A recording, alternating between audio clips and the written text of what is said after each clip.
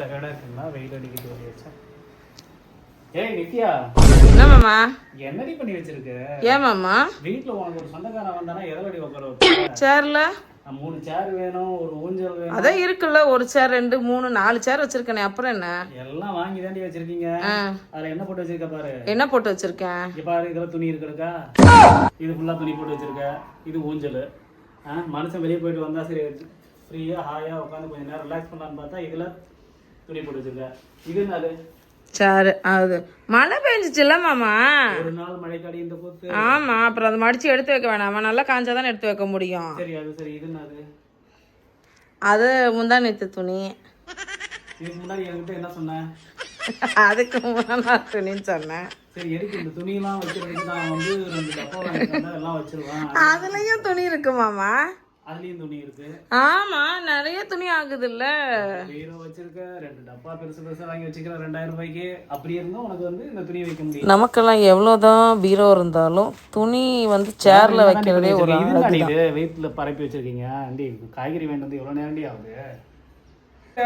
என்ன மாமா, வேலை தானே செஞ்சுட்டு இருக்கேன். நான் எடுத்து வைப்பேன். இப்பதானே குழம்பு வச்சுட்டு இருக்கேன். குழம்பு வச்சாதான் வந்து எடுக்க முடியும். ரெடி பொழுதுனைக்கும் வேலை செய்யறேன், பொழுதுனைக்கும் வேலை செஞ்சாலும் நான் வந்து அடுப்புக்கிட்டே தான் இருக்கிறேன். இந்த வேலை செய்யறேன், அந்த வேலை செய்யறேன், ஒரு வேலையும் உருப்படியா செய்யறது இல்லையா? ஏன்டி இப்படி பண்ணி வச்சிருக்க?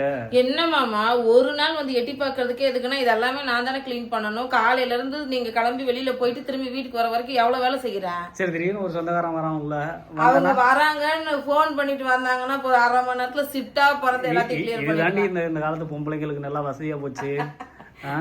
பொம்பளைங்களுக்கு இந்த காலத்துல வசதியா போச்சு. என்னன்னு கேள, முன்னெல்லாம் வந்து சொந்தக்காரன் எப்போ வருவான் எது வருவான்னு தெரியாது. இப்போ யாராவது வரானா, ஹலோ நீங்க வீட்டுல இருக்கீங்களா, நீங்க என்ன டைம் ஃப்ரீயா இருப்பீங்க, நாங்க அந்த டைமுக்கு வரேன்னு சொல்லிட்டு வராங்களா, அவங்க அங்கிருந்து கால் பண்ண 1/2 மணி நேரத்துல இவங்க என்ன பண்ணுவாங்க, அறக்க பறக்க வீட்டுல இருக்கிற எல்லாத்தையும் கிளீன் பண்ணி வச்சுட்டு அப்படியே நீட்டா வச்சிருப்பாங்க. அப்படியே அவங்க வந்து பரவாயில்லடி நித்யா, சூப்பரா வச்சிருக்க, வீடு சுத்தமா வச்சிருக்க. நிஜமா வீடு சுத்தமா தாண்டா வைப்பேன். உங்க பிள்ளைங்க லீவு போட்டா நான் என்னடா பண்றது? ஒரு கீழே இருக்கிற கருவேப்பிலை கொத்த கூட எடுத்து வைக்க மாட்டேங்குங்க. நான் என்ன பண்ணட்டும்? மரியாதை வேற இல்லாம பேசுறா. ஒரு வீடியோ பேசுறமே, 10 பேர் பாப்பாங்களே, சொந்தக்காரங்க பாப்பாங்களே, அப்பயாவது கொஞ்சம் மரியாதையா பேசலாம்ல. இதுக்கு என்னடா நீனு வாடா போடாவா மாமான்னு பேசினா அடுத்து வாடா போடா, கேள்வி கேட்டா வாடா போடான்னு வந்துடும். இது கோவத்துல வர வாடா போடா கிடையாது, செல்லமா வர வாடா போடா. சொல்லுங்க நீங்க. இந்த காய் விளைய வச்சு அவன் கஷ்டப்பட்டு ஒரு விவசாயி கொடுக்குறான், அது வாங்கிட்டு வந்து கொடுத்தா அது தரையில போட்டு அது எவ்வளவு நேரம் தான் கிடக்கும். ஏங்க எடுத்து வைக்கணும், கொஞ்சம் காயணும். காய வச்சா தானே ஈரமா இருக்கும். எடுத்து அதுக்கப்புறமா தானே கழுவி எடுத்து வாஷ் பண்ணி வைக்க முடியும். எடுத்து வைங்க. எனக்கு என்ன இருக்கு ஃப்ரெண்ட்ஸ், என்ன ஒண்ணு இருக்கு நான் சொல்றேன் பாருங்க, சரியா?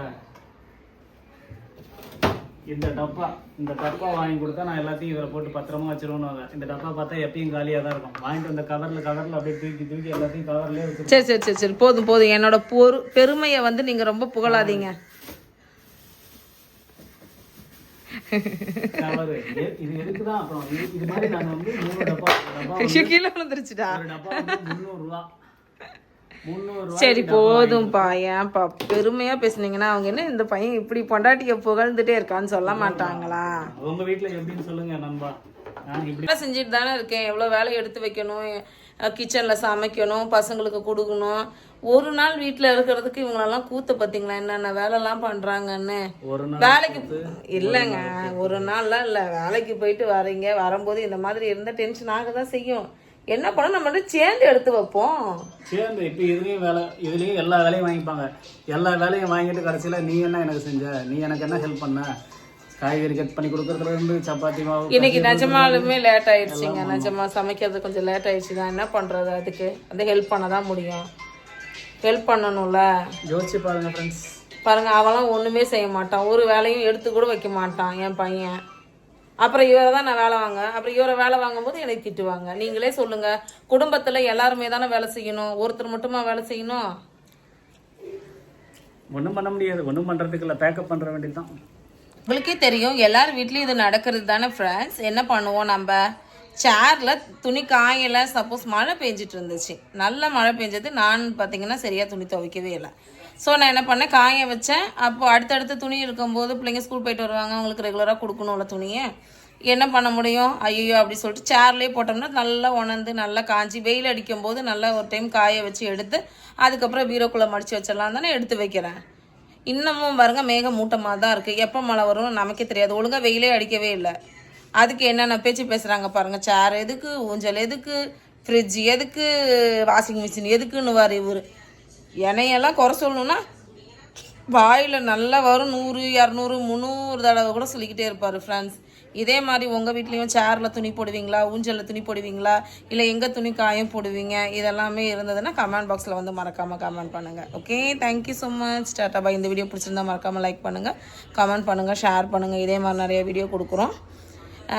உங்களுக்கு ஏதாவது ஆல்ட்ரு பண்ணுறது இந்த மாதிரி ஏதாவது ஆல்ட்ரு பண்ணிக்கோங்கக்கா அப்படின்னு நீங்கள் ஏதாவது விருப்பப்பட்டு எங்கள்கிட்ட சொல்லணும் அப்படின்னா கமெண்ட் பாக்ஸில் வந்து சொல்லுங்கள். இல்லை வாட்ஸ்அப்பில் ஏதாவது சொல்லணும் விருப்பப்பட்டீங்கன்னா மேலே வாட்ஸ்அப் நம்பர் இருக்குது, அதுக்கு மெசேஜ் பண்ணுங்கள். Thank you so much. மறக்காமல் சப்ஸ்கிரைப் பண்ணுற நண்பர்கள் வந்து பக்கத்தில் இருக்கிற பெல் ஐக்கானையும் டச் பண்ணி சப்போர்ட் பண்ணுங்கள். Thank you so much.